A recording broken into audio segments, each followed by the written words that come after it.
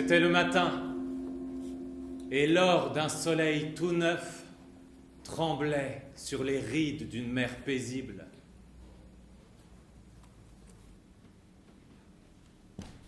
À une encablure du rivage, le bateau de pêche, relevant ses filets, invitait au petit déjeuner. Et son appel, transmis dans les airs, attira 1000 goélands virevoltant et se disputant les débris de poissons. Une nouvelle journée de labeur commençait ainsi. Mais seul, loin du bateau et du rivage, moi, Jonathan Livingstone, le goéland, je m'exerçais. À une trentaine de mètres d'altitude, j'abaissais mes pattes palmées, relevais mon bec et m'efforçais d'imprimer à mes ailes une plus forte cambrure. Cette cambrure freinait mon vol. Je me sentais ralentir. Retenant ma respiration, je m'efforçais d'incurver mes ailes un peu plus encore. Puis la perte de vitesse ébouriffait mes plumes. Je décrochais et tombais. La plupart des goélands ne se soucient d'apprendre que les rudiments des techniques de vol, c'est-à-dire le moyen de quitter le rivage pour quêter leur pâture, puis de revenir s'y poser. Pour la majorité des goélands, ce n'est pas voler, mais manger qui importe. Pour moi, cependant, l'important n'était pas de manger, mais de voler. J'aimais, par-dessus tout, voler. Mes parents eux-mêmes étaient consternés de me voir passer des journées entières, solitaires, à effectuer des centaines de planées à basse altitude. Mais John, pourquoi? Mais pourquoi? Est-il donc si difficile, John, d'être comme tous les autres membres de la communauté? Pourquoi ne manges-tu pas? Fiston, tu n'as plus que la plume et les os. Maman, cela m'est égal de n'avoir que la plume et les os. Ce que je veux, c'est savoir ce qu'il m'est possible et ce qu'il ne m'est pas possible de faire dans les airs. Un point, c'est tout. Voyons, Jonathan, l'hiver n'est pas loin. Si étudier est pour toi un tel besoin, alors étudie tout ce qui concerne notre nourriture et les façons de se la procurer. Ces questions d'aérodynamique, c'est très beau, mais nous ne vivons pas de vol plané. N'oublie jamais que la seule raison du vol, c'est de trouver à manger.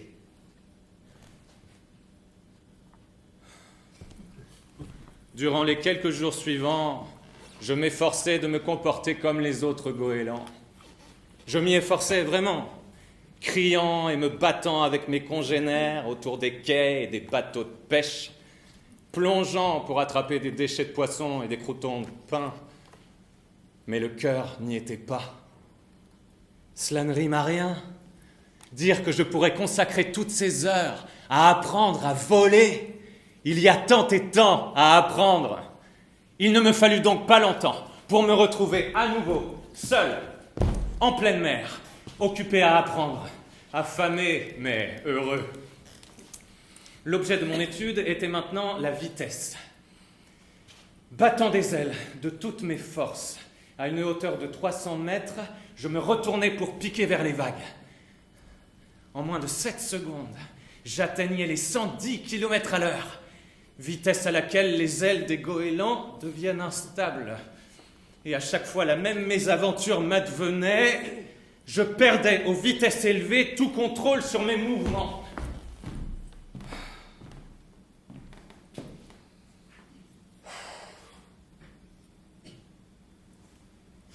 La clé du problème doit résider dans la nécessité de garder mes ailes immobiles aux grandes vitesses. C'est sans doute cela. Évidemment, des ailes courtes de faucon, des ailes courtes. Voilà la solution.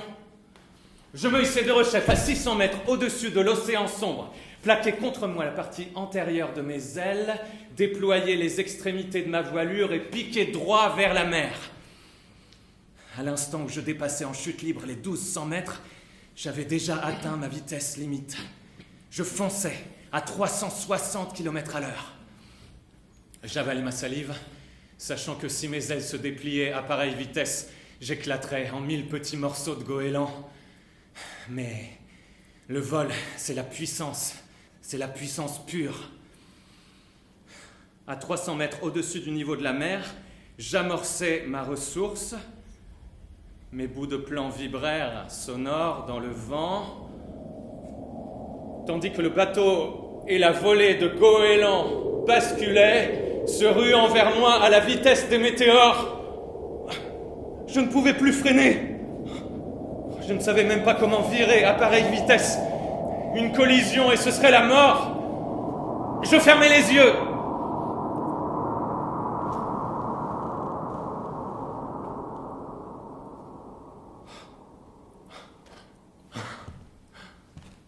Le goéland de la chance, une fois de plus, me sourit, et nul n'en mourut. Mes pensées étaient triomphales. La vitesse limite. Un goéland volant à 360 km/h. Quel exploit! Quelle percée vers l'avenir! Quand les goélands apprendront ce que j'ai réalisé, ils seront fous de joie. Désormais, ils pourront sortir de leur ignorance, se révéler des créatures pleines de noblesse, d'habileté et d'intelligence. Être libre, apprendre à voler. Lorsque je rejoignis les miens sur le rivage, il faisait nuit noire. Les goélands étaient assemblés en grand conseil et se tenaient ainsi depuis un certain temps. En fait, ils m'attendaient.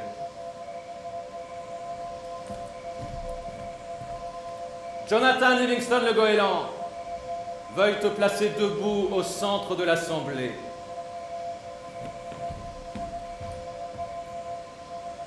Être invité à se tenir debout au centre de l'assemblée ne pouvait signifier que grande honte ou grand honneur.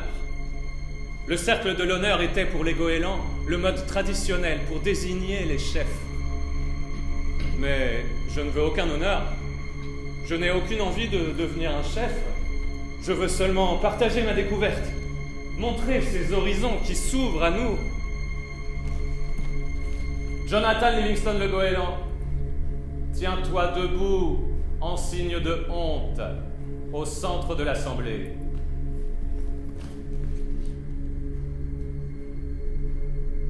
Ce fut comme si on m'eût frappé d'un coup de massue. Placé au centre, en signe de honte, impossible. Cela voulait dire que j'allais être mis au banc de la société des goélands, exilé, condamné à mener une vie solitaire sur les falaises lointaines. Un jour, Jonathan Livingston le goéland, tu apprendras que l'irresponsabilité ne paye pas. La vie, c'est peut-être pour toi l'inconnu et l'insondable, mais nous sommes mis au monde pour manger et demeurer vivants aussi longtemps que possible.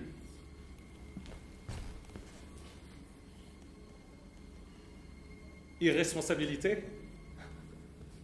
Mes frères, qui donc est plus responsable que le goéland qui découvre un sens plus noble à la vie et poursuit un plus haut dessein que ceux qui l'ont précédé? 1000 années durant, nous avons joué des ailes et du bec pour ramasser des têtes de poissons. Mais désormais, nous avons une raison de vivre. Offrez-moi seulement une chance de vous convaincre. La fraternité est rompue. Et unanimement, faisant solennellement la sourde oreille, les goélands me tournèrent le dos.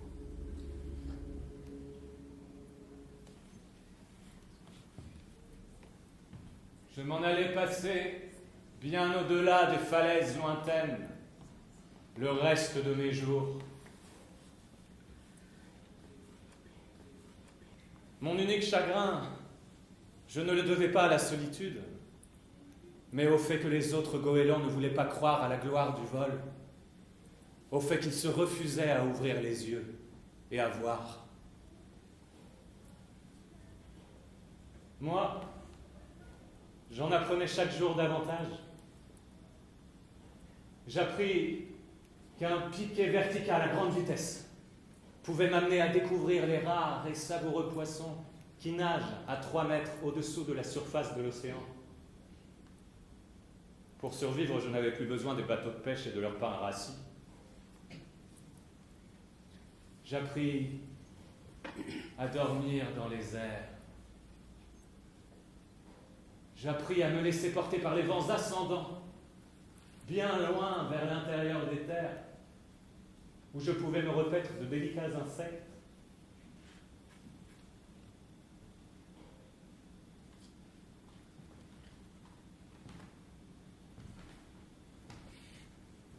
Ce que j'avais autrefois souhaité pour la communauté, je le conquérais maintenant pour moi seul. J'apprenais à voler et ne trouvais pas trop élevé le prix payé. Je compris que l'ennui, la peur et la colère sont les raisons pour lesquelles la vie des goélands est si brève. Et comme je les avais chassés de mes pensées, je vivais pleinement une existence prolongée et belle.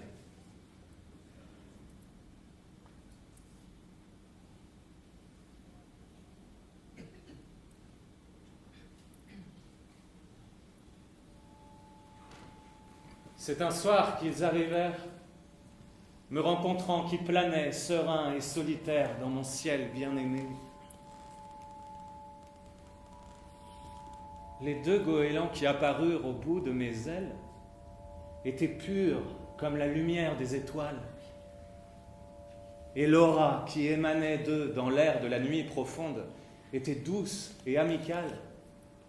Mais plus merveilleuse que tout au monde était la grâce avec laquelle ils volaient. Leurs rémiges ramant avec précision et régularité à 3 centimètres des miennes. Qui êtes-vous ? Nous sommes tes frères, John.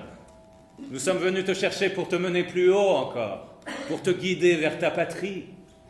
De patrie, je n'en ai point. Je suis un exclu. Encore quelques dizaines de mètres d'altitude et il me faudra renoncer à hisser plus haut ma vieille carcasse. Mais non, John. Tu peux t'élever davantage encore, car tu as voulu apprendre. Ton apprentissage élémentaire est terminé. Et il est temps pour toi de passer à une autre école.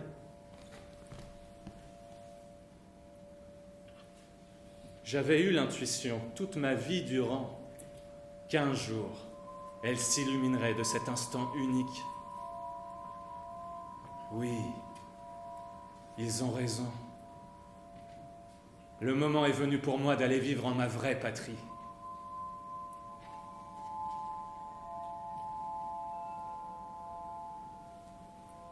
Je suis prêt. Alors, accompagnant les 2 goélands étoiles, je m'enlevai pour disparaître avec eux dans le ciel d'un noir absolu.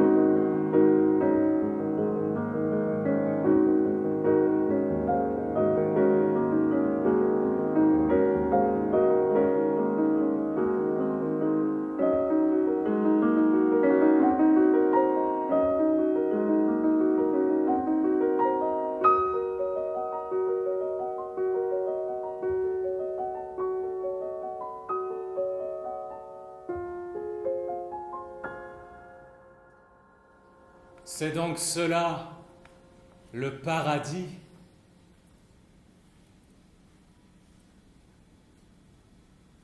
Comme je m'élevais de la terre, montant dans les nuages en formation serrée avec les deux oiseaux brillants, je constatais que mon propre corps devenait aussi radieux que le leur. Et pourtant, moi qui avais vécu derrière mes yeux dorés, j'étais toujours présent, car seule mon enveloppe extérieure changeait. Mes plumes étaient désormais d'une éclatante blancheur, et mes ailes, lisses et parfaites comme des voiles d'argent poli. Je me sentais toujours un vrai goéland,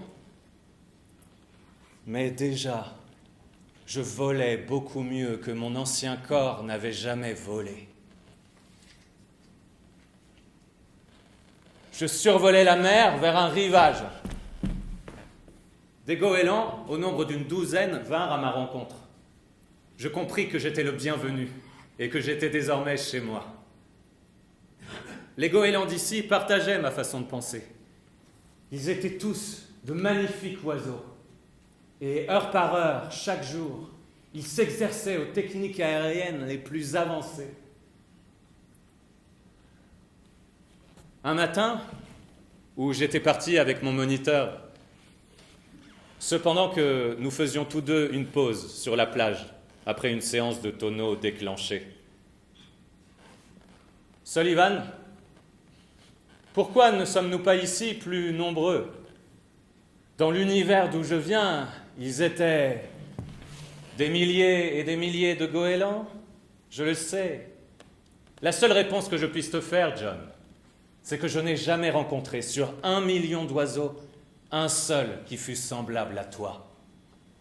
Pour la plupart, nous progressons si lentement. As-tu idée du nombre de vies qu'il nous aura fallu vivre avant de soupçonner qu'il puisse y avoir mieux à faire dans l'existence que manger, se battre ou conquérir le pouvoir? 10 000 vies, John. Et 100 autres vies encore pour comprendre qu'il existe une chose qui se nomme perfection. Et 100 autres ensuite pour admettre que notre seule raison de vivre est de dégager cette perfection et de la proclamer. Nous ne choisissons le prochain monde où nous vivrons qu'en fonction de ce que nous apprenons dans celui-ci. N'apprenons rien, et le prochain monde sera identique, avec les mêmes poids morts à soulever, les mêmes interdits à combattre. Un soir, que les goélands étaient assemblés sur le sable, méditant, je m'armai de courage et m'avançai vers l'ancien des goélands, qui, disait-on, devait bientôt quitter ce monde. Chang? Oui, mon fils? Chang, n'est-il pas vrai que ce monde-ci n'a rien à voir avec le paradis? Ah, tu as découvert cela tout seul? Je le crois. Mais alors quoi? Où allons-nous? Existe-t-il ce lieu que l'on nomme le paradis? Non, John. Le paradis, c'est simplement d'être soi-même parfait. Tu es, n'est-il pas vrai, un oiseau très rapide? J'aime la vitesse. Sois persuadé que tu commenceras à toucher au paradis à l'instant même où tu accéderas à la vitesse absolue. Et cela ne veut pas dire au moment où tu voleras à 1500 km à l'heure, ou même à la vitesse de la lumière, car tout nombre nous limite, et la perfection n'a pas de borne. La vitesse absolue, mon enfant, c'est l'omniprésence.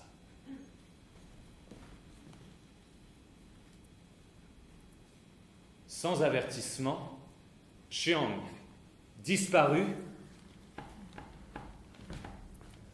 pour simultanément apparaître à une quinzaine de mètres de distance, puis il s'éclipsa à nouveau. Et dans le même milliardième de seconde, il était déjà là, revenu à toucher mon épaule.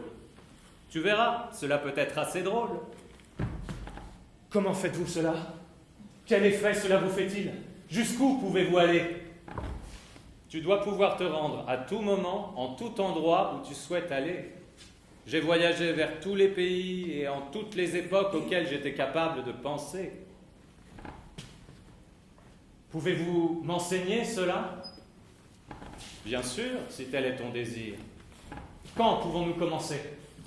À l'instant, si cela te fait plaisir. Oui, dites-moi ce qu'il faut faire.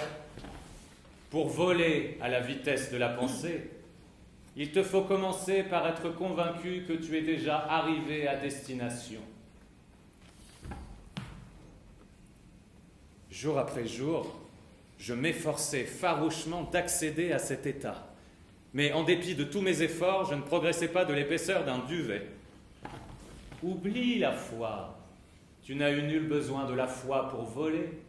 Tout ce qu'il t'a fallu, c'est comprendre le vol. Va, essaye encore.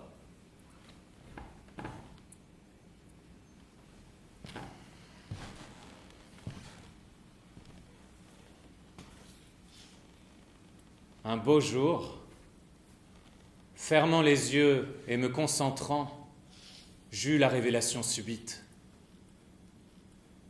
Mais oui, c'est vrai. Je suis un goéland sans limite. Quand j'ouvris les yeux, je me retrouvais seul avec l'ancien sur un rivage où les arbres poussaient jusqu'au bord des flots, sous un ciel où gravitaient deux soleils jumeaux. Où sommes-nous? Nous sommes de toute évidence sur quelques planètes dont le ciel est vert et à laquelle une étoile double tient lieu de soleil.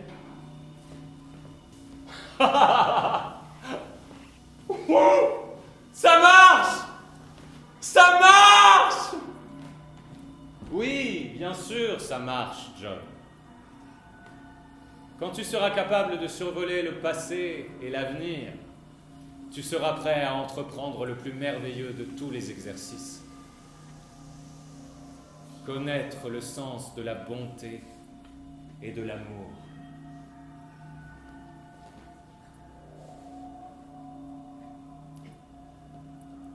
Un mois passa, et devenu le disciple attitré de l'ancien, j'assimilais les notions nouvelles comme l'eût fait un ordinateur ailé. Vint alors le jour où Chiang disparut.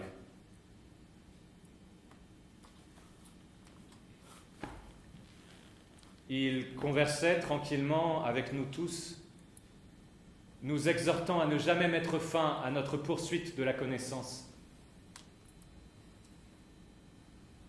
Alors qu'il parlait, ses plumes devinrent de plus en plus étincelantes, jusqu'à ce que tous les goélands eussent baissé les yeux, tant ils étaient éblouis.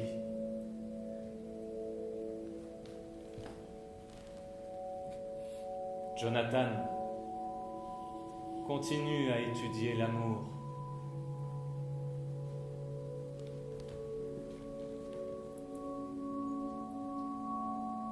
Chiang avait disparu.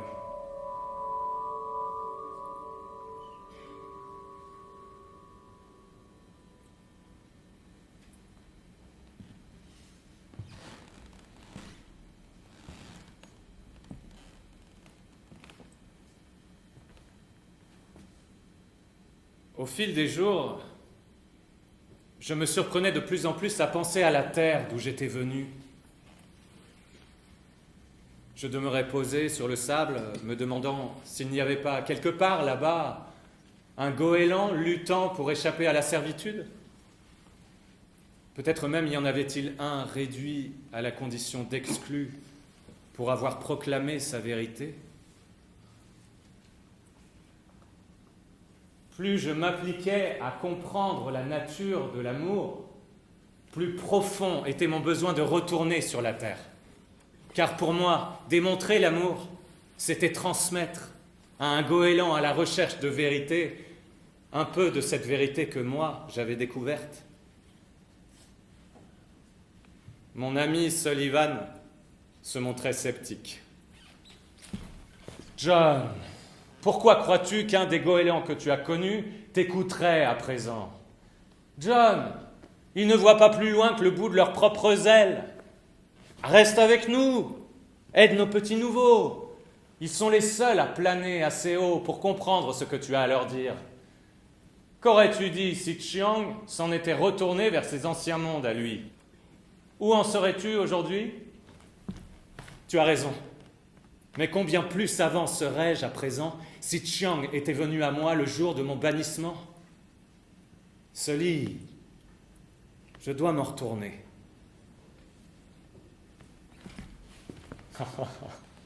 Fol oiseau que tu es. Si quelqu'un est capable de montrer à un goéland comment voir à 1500 mètres, c'est bien toi. Au revoir, John. Au revoir, Sully. Alors, je concentrai mes pensées sur les rassemblements de goélands et connus une fois encore que je n'étais pas plume et os, mais liberté, que rien au monde ne pouvait plus limiter.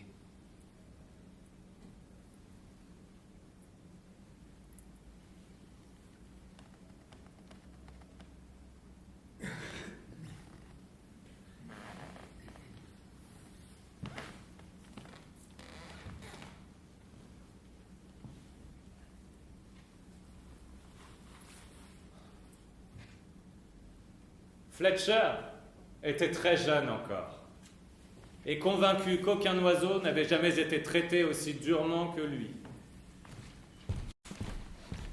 Peu m'importe ce qu'ils veulent, le vol c'est tellement autre chose que de simplement sautiller d'un point à un autre en battant des ailes. Pouah, un moustique peut le faire. Un seul petit tonneau bien barriqué autour d'un ancien pour rire un brin, et me voilà réduit à la condition d'exclu. Sont-ils aveugles ? Sont-ils incapables de penser à la gloire que ce serait pour nous que d'apprendre vraiment à voler ? Fletcher, ne les juge pas. Un jour, ils le comprendront. Un jour, ils verront ce que tu vois. Que se passe-t-il ? Suis-je fou ? Suis-je mort ? Tu es le plus étincelant de tous les goélands blancs du monde. Fletcher, veux-tu voler ? Oui, je veux voler. Veux-tu voler au point d'oublier les tiens, apprendre, puis revenir un jour les aider ? Oui, je le veux. Alors, Fletcher, commençons par le vol en palier.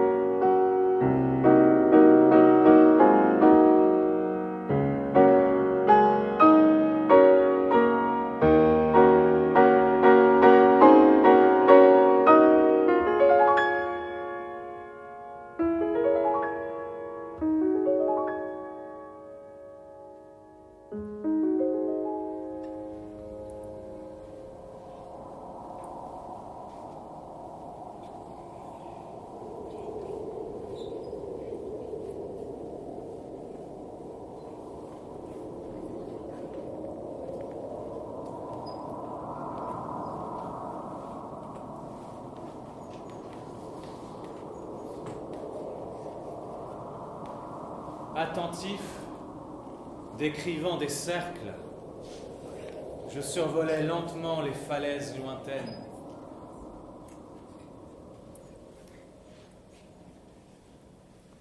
En tant qu'élève, ce rude gaillard de Fletcher approchait de très près l'idéal.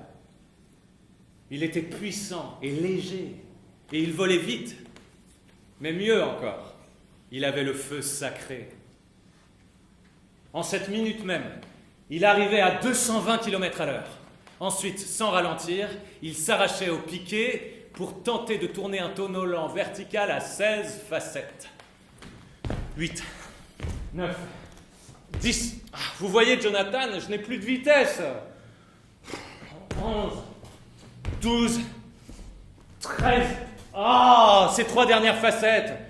Je n'y arriverai jamais, je suis trop borné. Une chose en tout cas est certaine.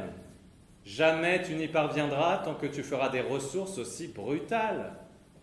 Souplesse, fermeté, mais souplesse. Compris? Essayons ensemble.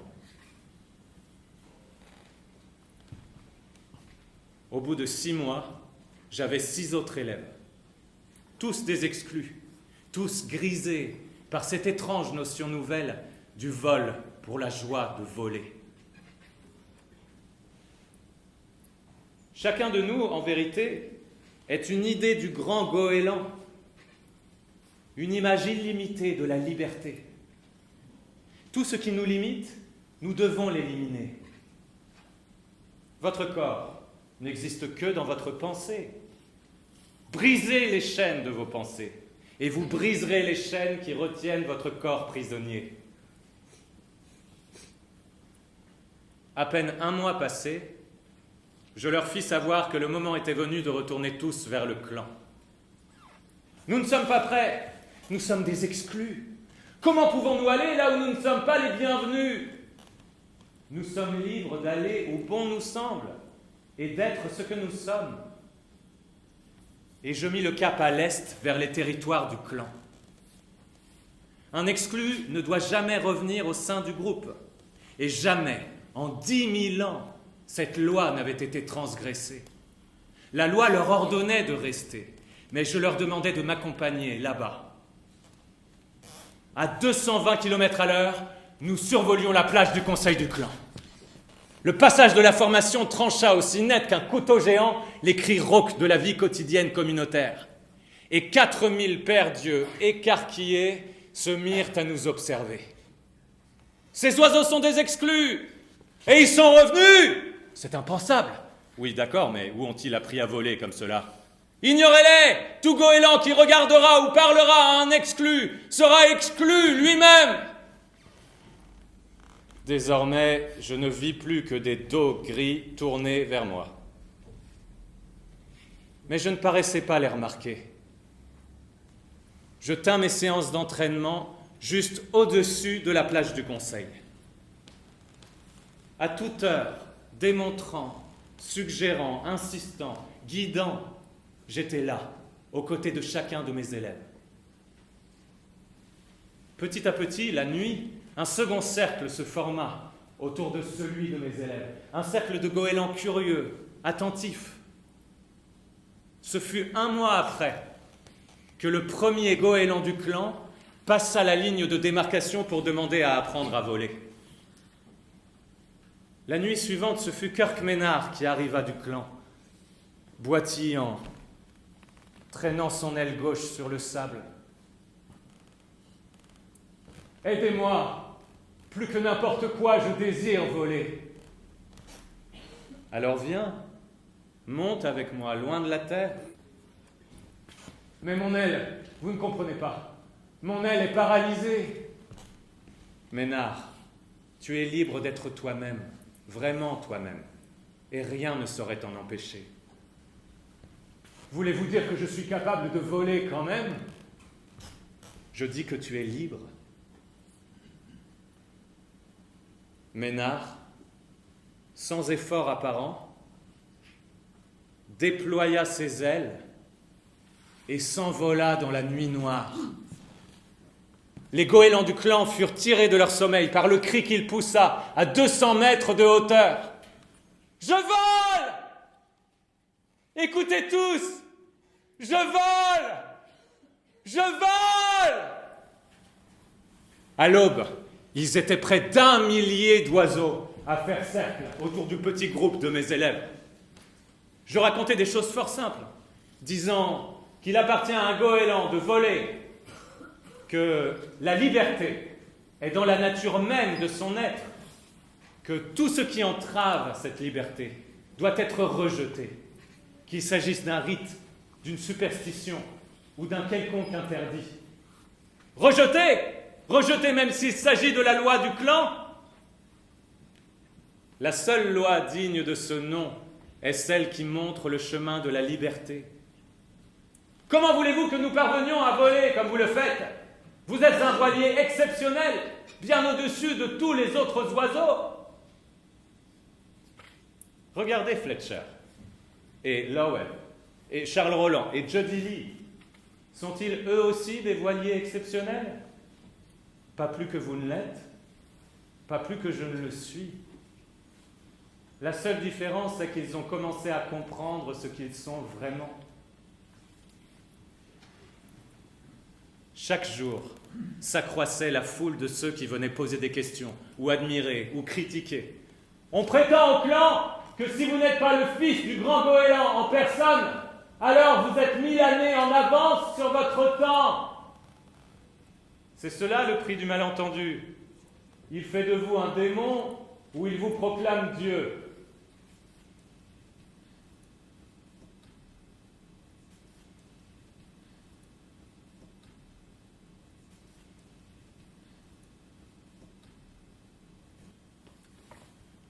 L'accident se produisit tout juste 1 semaine après cet entretien.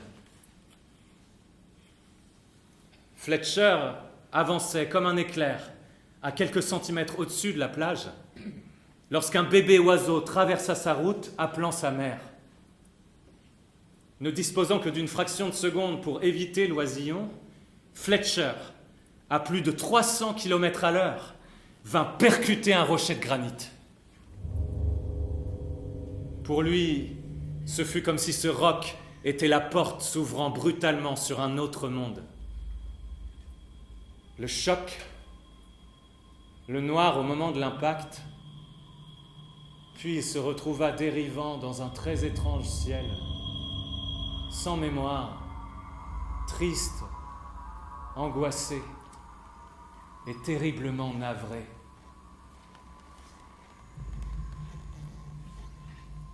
La bonne méthode, mon cher Fletcher, consiste à n'essayer de transcender nos limites que l'une après l'autre, avec patience. Que faisons-nous ici? Le rocher. Ne suis-je pas mort? Si tu es maintenant en train de me parler, alors de toute évidence, tu n'es pas mort. Ce que tu as réussi à faire, c'est de sauter d'un niveau de connaissance à un autre. Tu as à présent le choix. Tu peux poursuivre cette étude, ou bien tu peux continuer de travailler avec le clan.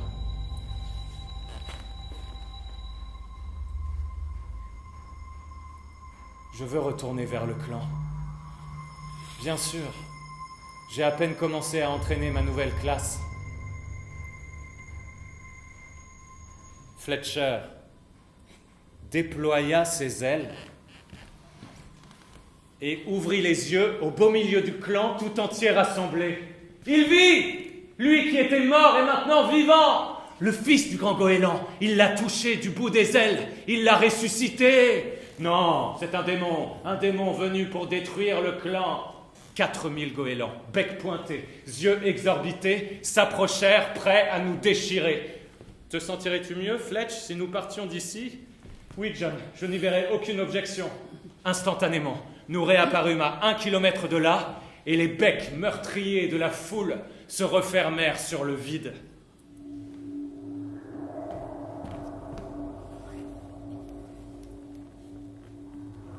Par quelle magie avons-nous été transportés ici?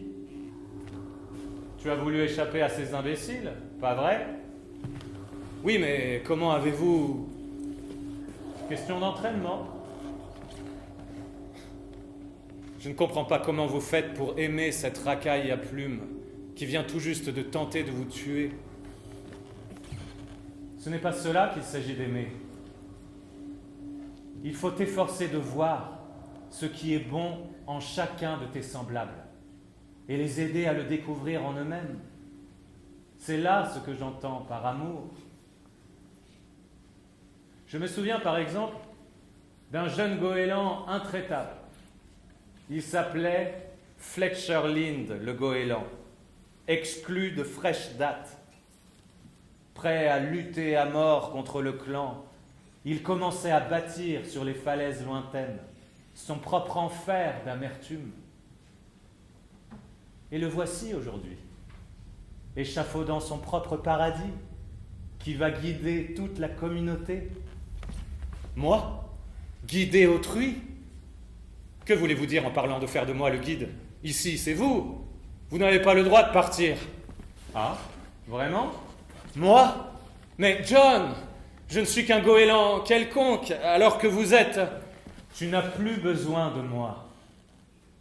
Ce qu'il te faut désormais, c'est continuer de découvrir par toi-même, chaque jour, un peu plus, le véritable et illimité Fletcher Lind, le goéland, qui est en toi. C'est lui qui est ton maître. Il te faut le comprendre et l'exercer.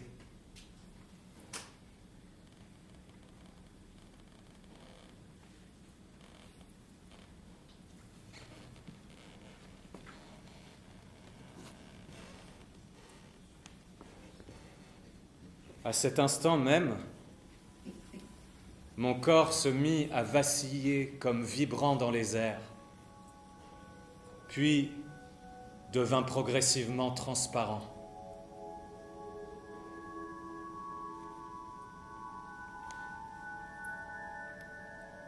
Ne les laisse pas répandre sur mon compte des bruits absurdes ou faire de moi un dieu. D'accord, Fletcher?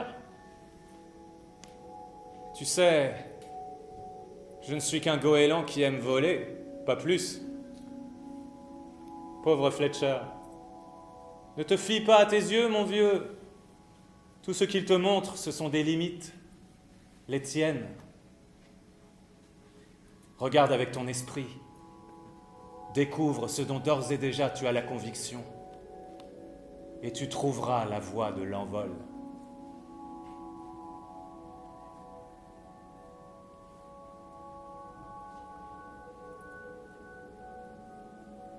Alors, moi, Jonathan Livingston, le goéland, je m'évanouis dans l'espace.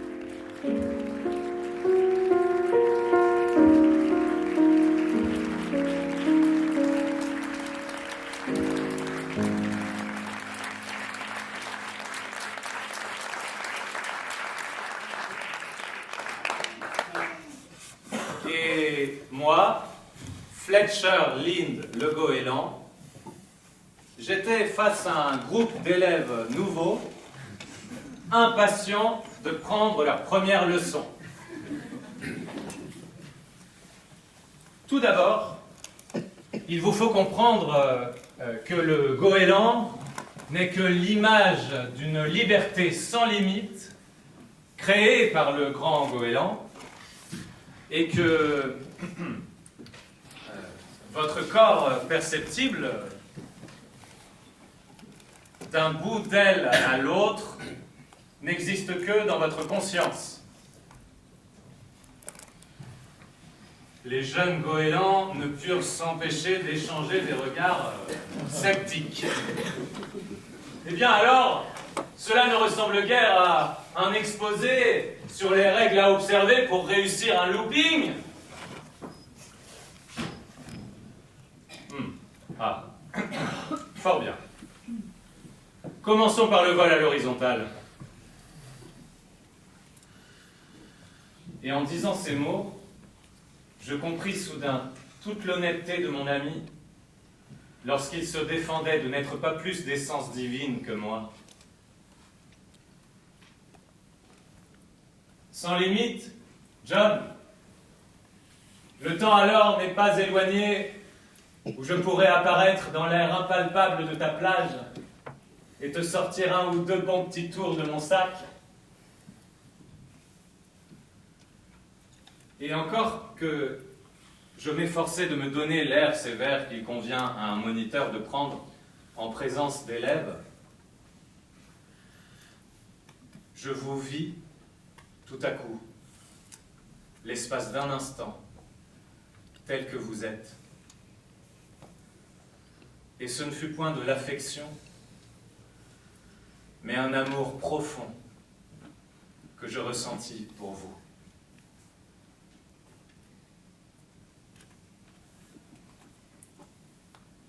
Tu as raison, John. Il n'y a pas de limite. C'est ainsi que moi, Fletcher Lind, le goéland, je m'engageai sur la route qui mène à la sagesse.